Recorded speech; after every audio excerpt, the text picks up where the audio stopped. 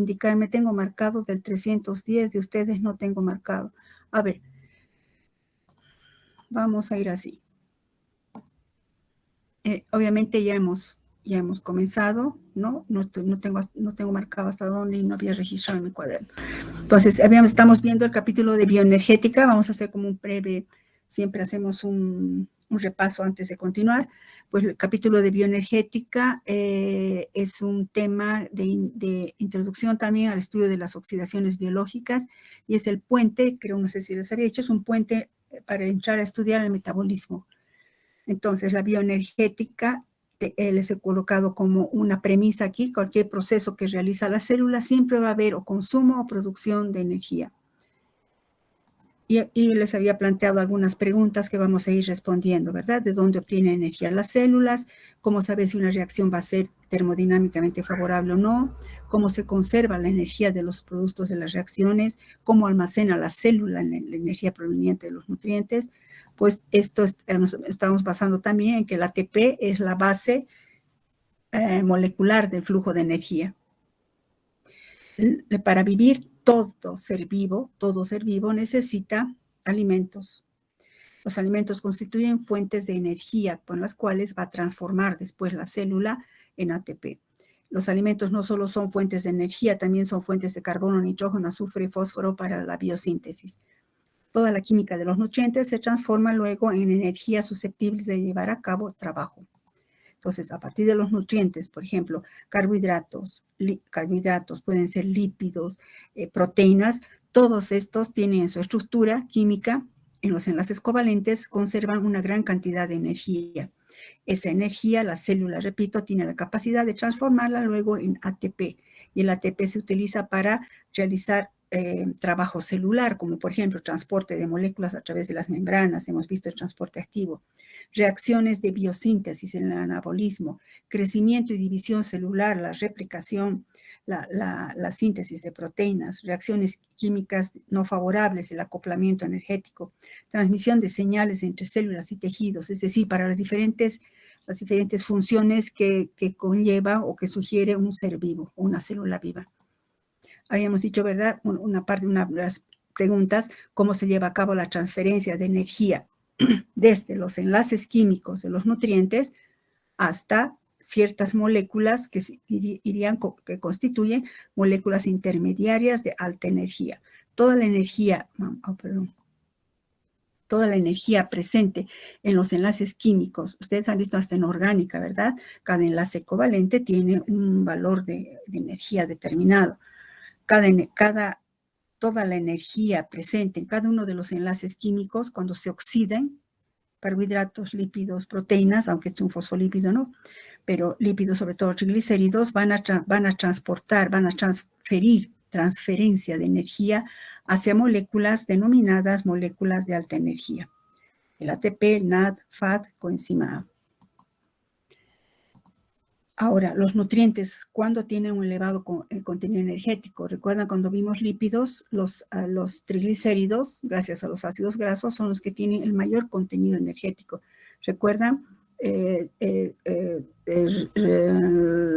Los carbohidratos, los lípidos dan 6 veces más energía que los carbohidratos. Los lípidos dan 6 veces más energía metabólica que un carbohidrato. Eso se debe a que cuanto más reducido es el compuesto, más contenido energético tiene. Es decir, a menor grado de reducción pueden pasar por muchas etapas generando energía hasta oxidarse por completo en la forma más oxidada del carbono, que es el anhídrido carbónico. Por eso recordando esta ecuación, ¿no? En todo caso, podemos decir de manera muy simple que la combustión, cuando decimos combustión parecería que arde, no, se refiere a oxidación, pero es un término que se usa. La combustión u oxidación de nutrientes durante en el transcurso de todo el metabolismo lo que hace es liberar energía. Esta conocida reacción de un monosacárido que se va a oxidar, por eso es oxígeno. Obviamente esta es una reacción muy resumida. Comenzaría con la glicolisis, pasando con todas las reacciones de glicolisis, con todas las reacciones del ciclo de Krebs, etcétera. Se va a oxidar, por ejemplo, la glucosa, anhídrido carbónico, agua, y toda la energía contenida en este nutriente de elevado contenido energético va a pasar a formar parte de la estructura del ATP. Toda la energía ahora estará en el ATP. Obviamente esto se va a reducir o va a pasar a un compuesto de muy bajo contenido energético como es el anhídrido carbónico. Pero ¿qué es la bioenergética? Es una parte de la bioquímica que se encarga de lo siguiente, de la absorción, de la transformación y la entrega de energía en los diferentes sistemas biológicos. A su vez, esto está sumamente relacionado con el metabolismo, que es el metabolismo, es un conjunto de todas las reacciones químicas que se llevan a cabo en la célula y que garantizan la vida de esa célula. Entonces, para estudiar la bioenergética, vamos a considerar como unidad fundamental de los seres vivos, no considerar, sabemos que es la unidad fundamental de los seres vivos, la célula. Y la célula la vamos a considerar como un sistema en el que se llevan a cabo todas las reacciones necesarias para la vida. Y al hablar de sistemas biológicos, vamos a hablar de este importante parámetro termodinámico, la energía libre de Gibbs. Dígame, chicos, esto ya hemos avanzado. Si fueran tan amables, no anoté. Chicos, esto ya hemos avanzado. Lo anterior estoy considerando la recapitulación, por eso estoy hablando rápido.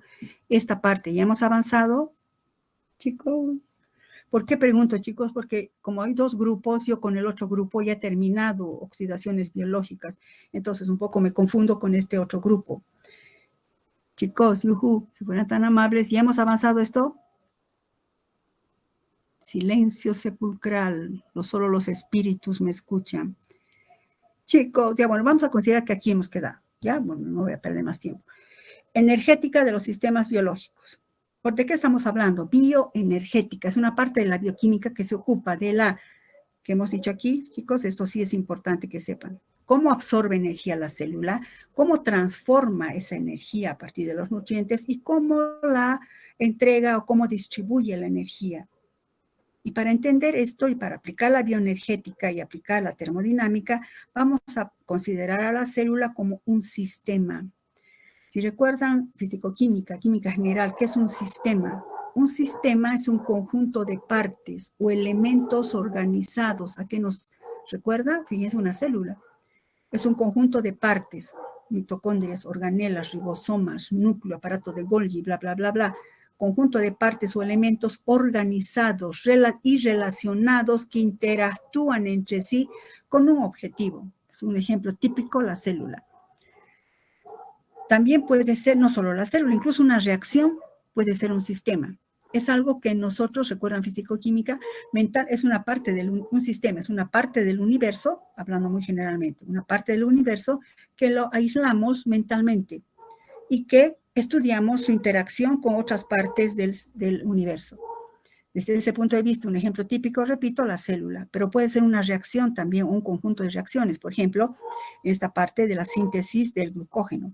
Síntesis y degradación del glucógeno. Podemos estudiarlo como un sistema. ¿Qué enzimas actúan? ¿En qué se transforma la glucosa en fosfato? Etcétera, etcétera. Los sistemas tienen en particular, sobre todo la célula es un sistema abierto. Recuerdan, puede haber sistemas abiertos o cerrados. La célula es un sistema abierto. ¿Por qué? Porque recibe energía, los alimentos, recibe información con las glicoproteínas, pero también proveen información a otras células. Es decir, que las células es un sistema abierto que recibe energía, pero también puede ceder energía. De esto se va a ocupar la bioenergética. ¿Cómo ocurren los cambios de energía a nivel celular? Les he ido poniendo como preguntas para que no sea muy pesado. La descripción de la energética o variaciones de energía en cualquier sistema es el dominio de la termodinámica. La célula la consideramos como un sistema abierto, ya que intercambia materia y energía con su entorno. Toda reacción química siempre evoluciona desde un estado inicial, que pueden ser los reactivos, hasta un estado final, los productos. Estoy dándoles ciertos aspectos de la termodinámica para ir, digamos, adecuándolos a nuestro tema en bioquímica. Recuerden esto, la célula es un sistema abierto, intercambia materia y energía. Recuerden, toda reacción química evoluciona desde un estado inicial, o sea, los reactivos, para formar productos que serían el estado final. Estamos hablando de estados. Entonces, de ahí surge el concepto, recuerdan, de funciones de estado. En termodinámica es posible describir la transición de un estado a otro, por ejemplo, de reactivos a productos, en términos de funciones de estado. ¿Por qué usamos funciones de estado? Porque no podemos medir la energía neta de un sistema. Lo que sí podemos medir cómo varía la energía de ese sistema al pasar de un estado a otro cuando realiza trabajo. Físico-química, chicos. ¿Por qué se llaman funciones de estado? Porque sus valores dependen de la condición específica del sistema en ese momento, es decir, de su estado. ¿Cuáles son las funciones de estado? Esto es un repasito de físico-química, chicos. Entre las funciones de estado importantes tenemos la energía interna, que se simboliza con la E mayúscula, que nos expresa, recuerdan, la energía interna total de un sistema. La variación de entalpía del H expresa el contenido de calor de un sistema en unidades de energía a presión y temperatura constante. La variación de entropía, delta S, expresa el grado de desorden molecular del sistema. Todo sistema vivo tiene un alto grado de entropía. Solo cuando muere el ser vivo, su entropía se vuelve cero. Entrega toda la energía al mundo, al medio ambiente. De polvo vienes y en polvo te convertirás. La otra función de estado sumamente importante es la variación de energía libre de Gibbs o delta G. Esto es sumamente importante. Expresa la energía disponible que tiene un sistema susceptible de convertirse en trabajo útil. Energía libre de Gibbs expresa la energía disponible que tiene un sistema que puede convertir esa energía en trabajo útil. En todos vemos en común denominador. ¿Alguien está queriendo hacer alguna pregunta? Espérenme. Doctora, dime. Doctora, quedamos en oxidaciones biológicas. ¿Dónde y cómo se genera la ATP? Yo les voy a matar, sí. ¿Por qué no me han dicho, chicos? Estoy hablando. Pensé que habíamos quedado en bioenergética todavía. Muchas gracias, Alejandra. Pensé que estaba haciendo recapitulación, doctora. Pero recapitulamos para continuar. Pues si hemos acabado, pues ahí vamos a quedar. Espérenme un cachito. Gracias, Alejandra. Vamos a parar un cachito, ¿ya? Detener la grabación.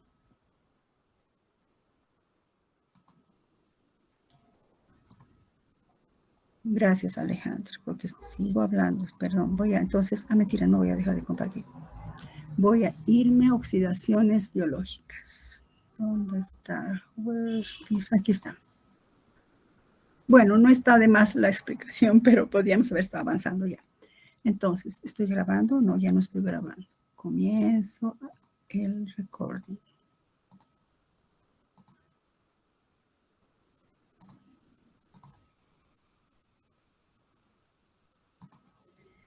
Listo, entonces continuamos con el tema de oxidaciones biológicas. Siempre me gusta ir un poquito pasitos atrás. En bioenergética, entonces, hemos visto, ¿verdad?, que toda la energía proveniente o es, digamos, acumulada en los enlaces covalentes de los carbohidratos, de los lípidos, de las proteínas, toda esa energía, la célula tiene la capacidad de transformar esa energía o transferir, no transformar, transferir esa energía a moléculas denominadas moléculas de alta energía. ¿Cuáles son? El NAD, el FAD, la coenzima A y el ATP. Pues las oxidaciones biológicas, en este tema vamos a ver qué papel juegan ese NAD, el FAD, para sintetizar el ATP. Recuerdan el capítulo entonces de bioenergética, hemos acabado dónde y cómo se sintetiza el ATP, qué papel o rol juegan el NAD y el FAD reducidos en la síntesis del ATP, en otras palabras, de cómo se sintetiza el ATP, porque es la moneda energética, el del flujo central de energía de todo ser vivo. Entonces, en la anterior premisa era cualquier proceso que se realice en la célula consume o produce energía, nuestro tema anterior. En nuestro tema ahora nuestra premisa es los nutrientes al oxidarse, cuando se oxidan en el metabolismo, ceden electrones a intermediarios de alta energía como el NAD y el FAD. ¿Dónde van estos? ¿Qué rol juegan en la síntesis del ATP? Otra vez preguntas, ¿de dónde obtienen energía las células para mantenerse vivas y multiplicarse? Ya podemos responder a partir de los nutrientes. ¿Cómo saber cuándo una reacción ocurrirá espontáneamente y desprenderá energía? ¿O cuándo necesitará energía para poder producirse? La respuesta sería, chicos, por el valor de la variación de energía libre de Gibbs estándar a pH fisiológico. Cuando el delta G es negativo, la reacción es exergónica y es espontánea. Si el delta G es positivo, la reacción es endergónica y necesitará energía, es decir, necesitará una reacción de acoplamiento a la ATP para que pueda ocurrir. ¿Cómo se realiza la transferencia de energía desde los nutrientes hasta las moléculas de alta energía? Mediante reacciones de oxidación en el metabolismo. ¿Cómo se conserva la energía producto de las reacciones? En forma de la variación de energía libre estándar, de inicio, ¿no? Como se expresa sería, no conserva. ¿Cuál es el balance de energía? Bueno, esto todavía no. ¿Cómo almacena la célula la energía proveniente de los nutrientes? Esta partecita es la que vamos a responder en este tema. ¿Cómo almacena la célula esa energía proveniente de los nutrientes? Pues lo hace sintetizando ATP con la ayuda de el NAD y el FAD reducido. ¿Cómo se lleva a cabo la transferencia de energía desde la energía química contenida en los enlaces químicos de las moléculas de los nutrientes hasta otras moléculas de alta energía? He vuelto a copiar esta diapositiva que me parece muy prudente. Toda la energía de los alimentos van a ser transferidas a la estructura química de estas moléculas. Es decir, la célula tiene la capacidad de transferir los electrones, esta energía, a estas moléculas. El ATP es, por tanto, la moneda de intercambio energético entre reacciones favorables y desfavorables. Recuerdan el acoplamiento químico. Toda reacción que es termodinámicamente desfavorable, delta G positivo, no es que no va a ocurrir porque va a ir en ayuda, en el rescate, el ATP se va a hidrolizar, le va a dar energía y la reacción desfavorable se acopla a una reacción termodinámicamente favorable y ocurre la reacción.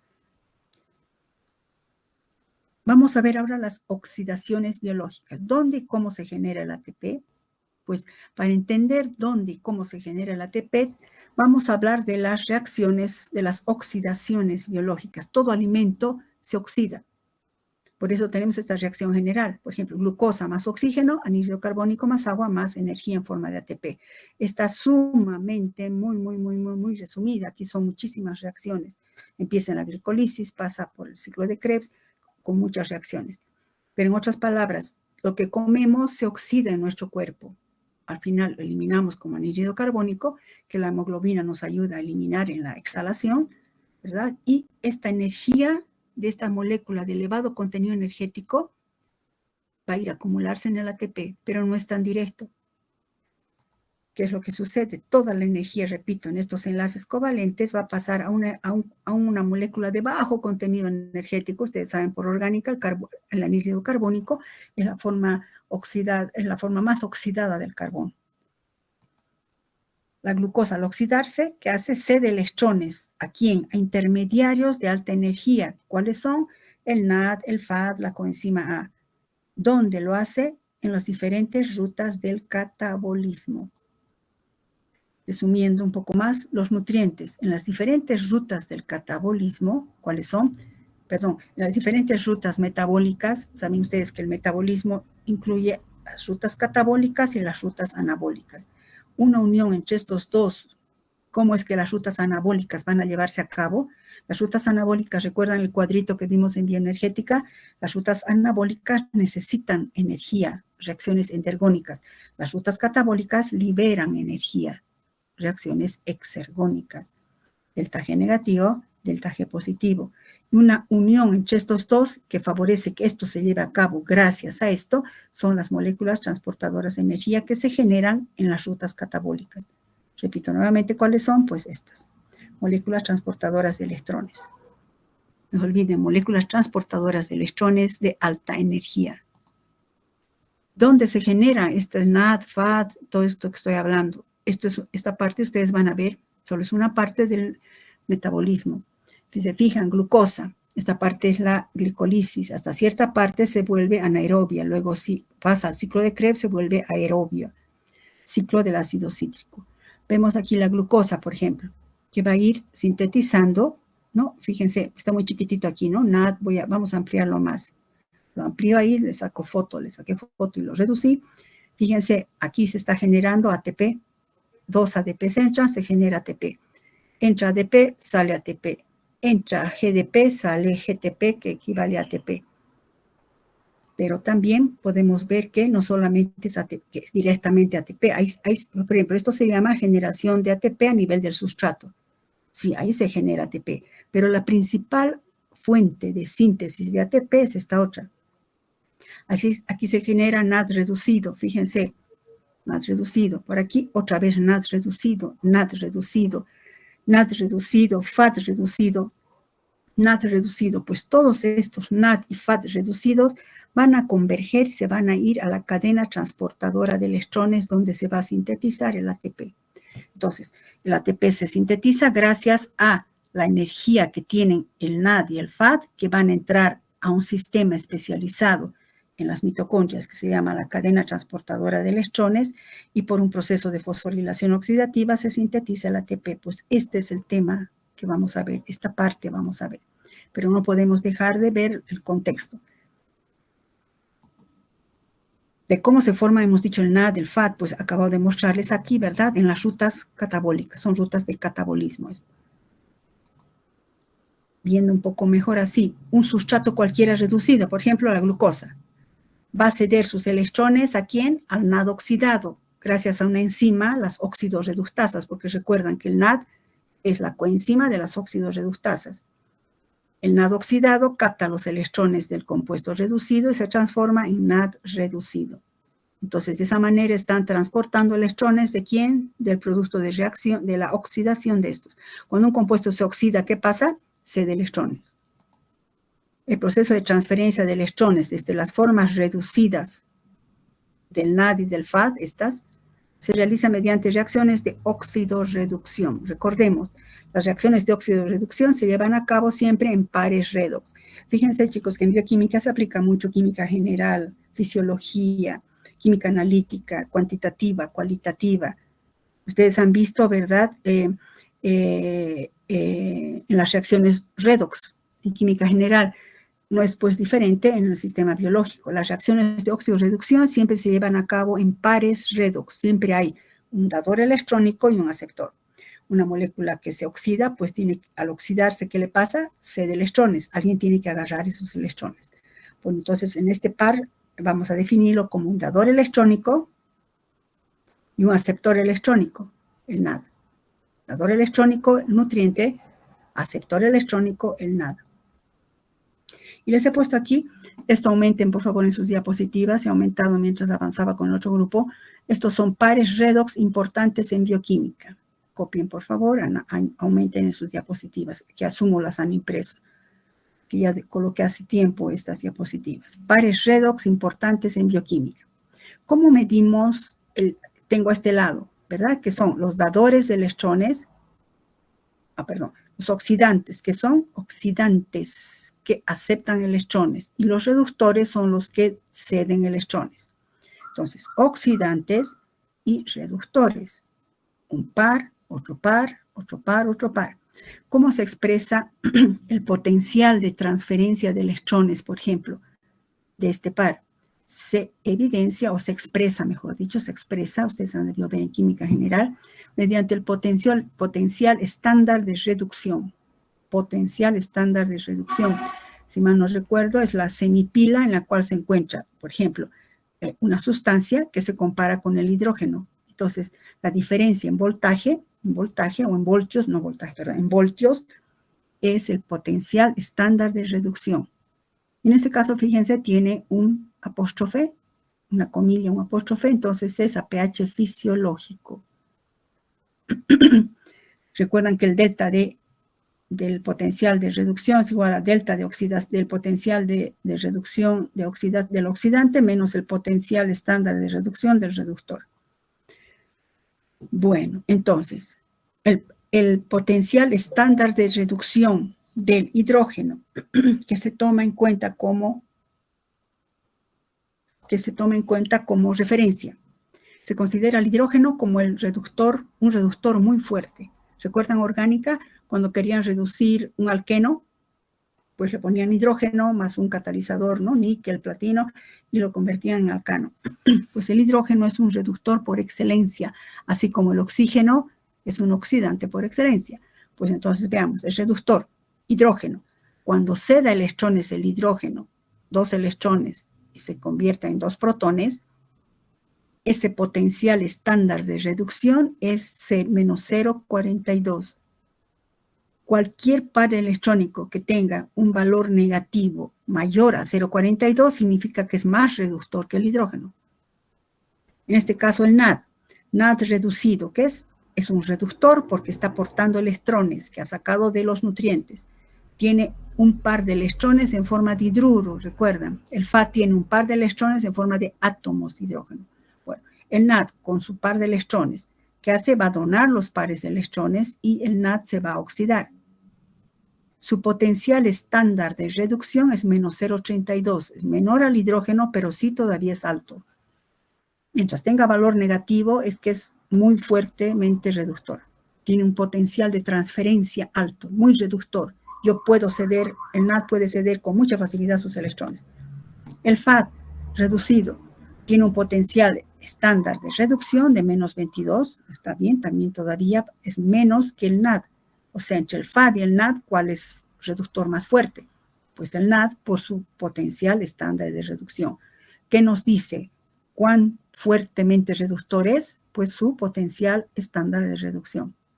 El FAD es menos 0,22. El FAD reducido cede sus electrones y se transforma en FAD oxidado. Y le hemos puesto al agua. El agua no es un reductor, por eso fíjense, su potencial estándar de reducción es positivo.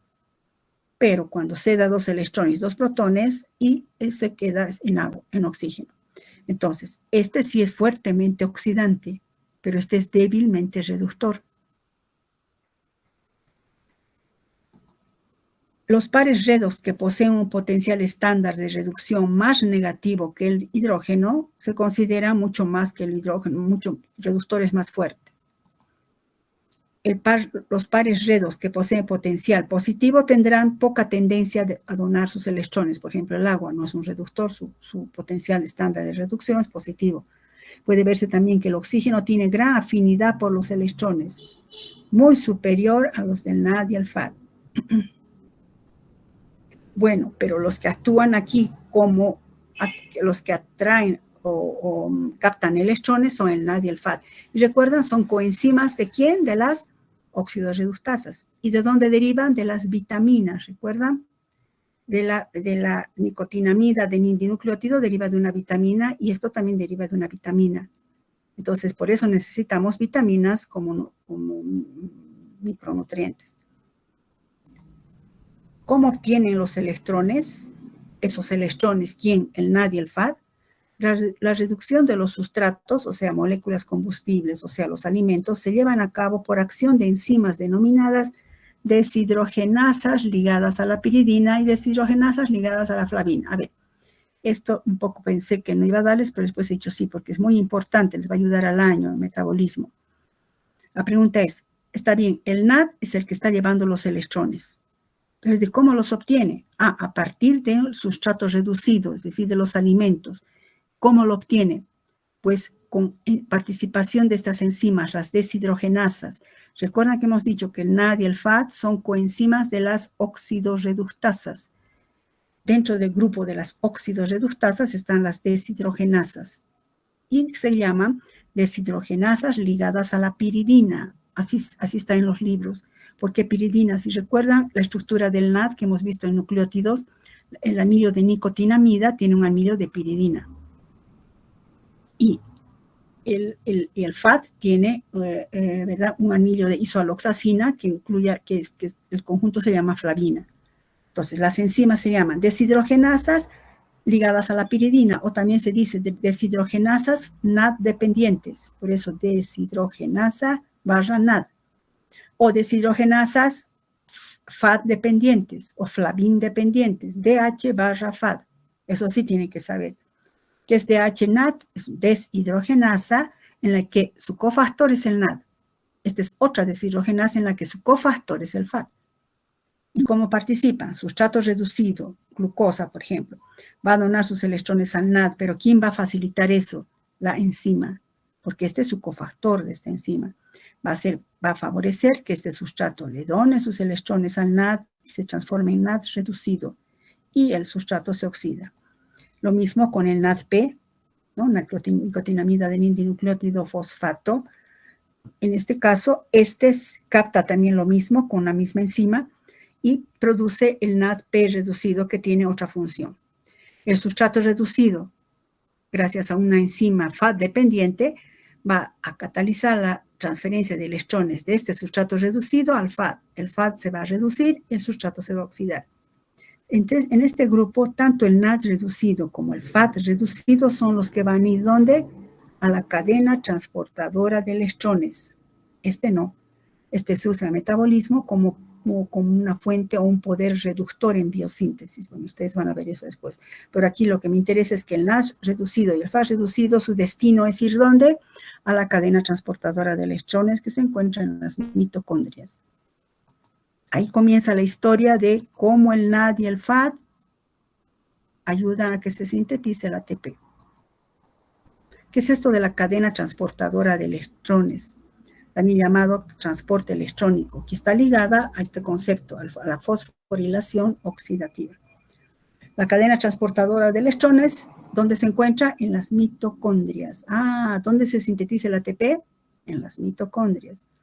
Las mitocondrias son orgánulos que contienen dos sistemas de membrana. Una membrana externa y una membrana interna extensa, muy plegada, que posee, en la que se observan plegamientos denominados crestas. Veamos una microfotografía electrónica.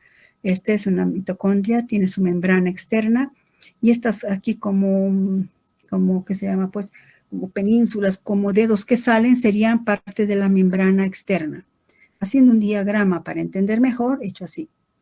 Esta sería la membrana externa y esto que fíjense en mi cursor, lo que estoy describiendo o que estoy dibujando sería la membrana interna.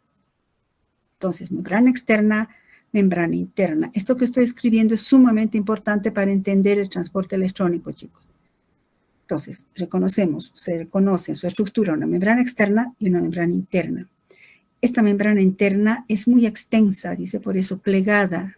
Entonces, como es tan extensa, forma crestas, lo que nos está indicando que tiene mucha superficie, ¿no?, de exposición. Y son estos como dedos que aparecen acá. Se distinguen dos compartimentos en la mitocondria. Entonces, para entender, repito, el transporte electrónico y la fosforilación oxidativa, tenemos que tener clara la estructura de la mitocondria, que es la organela donde se sintetiza el ATP. Entonces, se distinguen los siguientes compartimentos. El espacio intermembrana. ¿Cuál es ese espacio intermembrana? Pues todo esto que estoy con mi cursor. Todo esto. Porque es el espacio entre la membrana externa y la membrana interna. Espacio intermembrana. Luego que se distingue la matriz.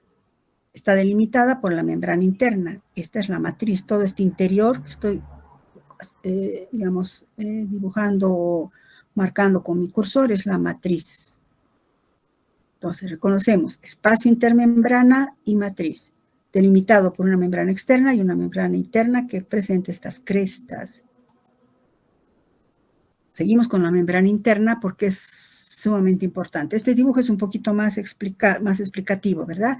Las células aerobias poseen la membrana interna de las mitocondrias, esta que estoy describiendo, es la membrana interna.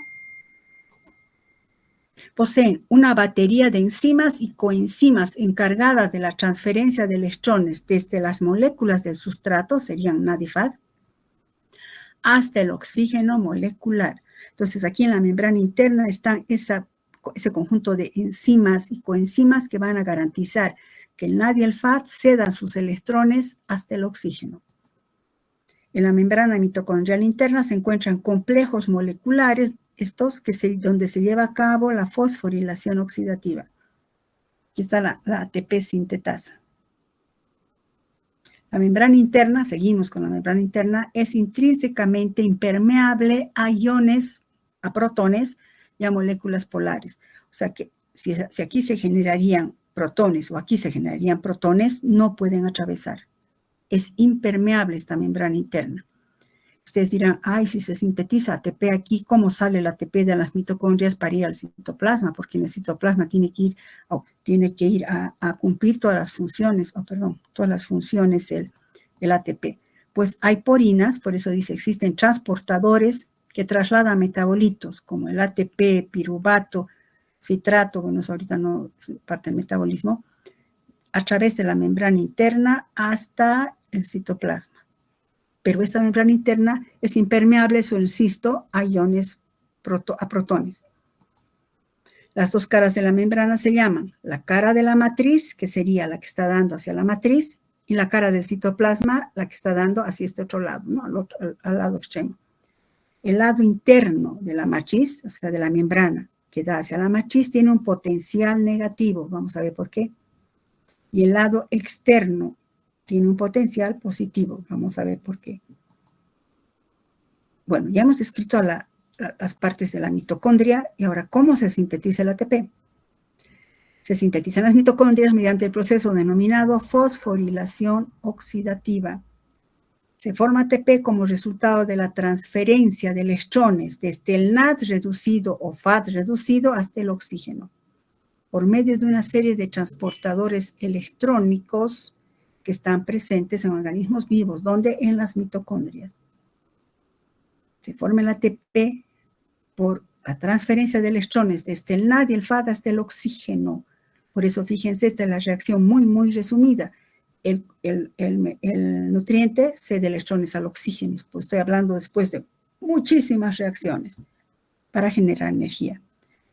Cuando se oxida la glucosa en el metabolismo, en todas las rutas del metabolismo, genera 30 moléculas de ATP en total. Pero de estas 30, 26 se forman en la fosforilación oxidativa. O sea, es muy importante este proceso. 26 de las 30 se forman por fosforilación oxidativa. ¿Cómo es esto? El mecanismo de la fosforilación es sumamente complejo. La fosforilación oxidativa es la culminación de una serie de transformaciones energéticas que se llama también respiración celular. Prefiero que nos quedemos con fosforilación oxidativa, pero van a encontrar en los libros la respiración celular, que también hace analogía o está hablando casi lo mismo de fosforilación oxidativa.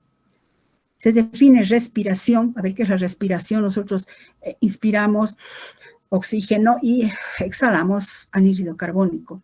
Desde el punto de vista celular, la respiración se define como un proceso generador de ATP, en el que un compuesto inorgánico como el oxígeno actúa como aceptor final de electrones. Entonces, ¿quién está llevando electrones? El NAD y el FAD. ¿Dónde lo van a llevar? Pues al oxígeno. ¿Cómo? Primero entrando en la cadena transportadora de electrones que está en las mitocondrias y luego mediante el proceso de fosforilación oxidativa. Vamos a ver. Los combustibles de carbono, aquí estoy hablando los nutrientes, ¿no? Se oxidan primero en el ciclo del ácido cítrico, sería los carbohidratos. En la beta oxidación, los ácidos grasos. Bueno, ustedes van a ver esto al año.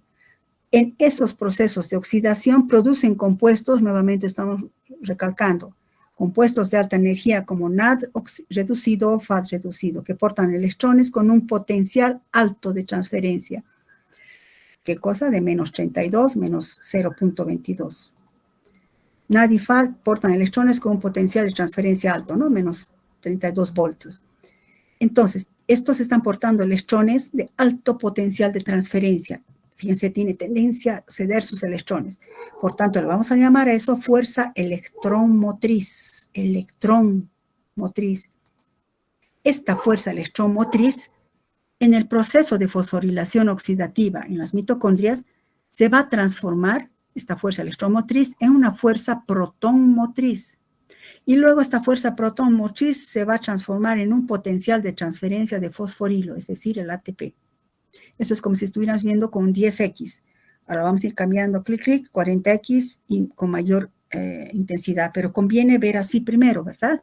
Siempre vemos con 10X para ver el contexto. Cambiamos 40X más específico, 100X más específico. Entonces, NAD-FAD, por eso, ¿qué papel juegan el NAD y el FAD? Un papel enormemente importante. El NAD y el FAD portan electrones, y le vamos a llamar fuerza electromotriz. Luego, esta fuerza electromotriz en el proceso de fosforilación oxidativa se transforma en fuerza protonmotriz. Vamos a ver qué es eso. Y esta fuerza protomotriz finalmente se transforma en potencial de transferencia de fosforilos del ATP con un, que da ¿cuánto? Menos 8 kilocalorías por molécula cuando se hidroliza. ¿Dónde ocurre esta conversión? Fuerza electromotriz. con fuerza, protón motriz. Alguien me está, creo que me pasa. A ver. Sí, dime, Gabriela, la hora. Uy, la hora, siempre me pasa eso.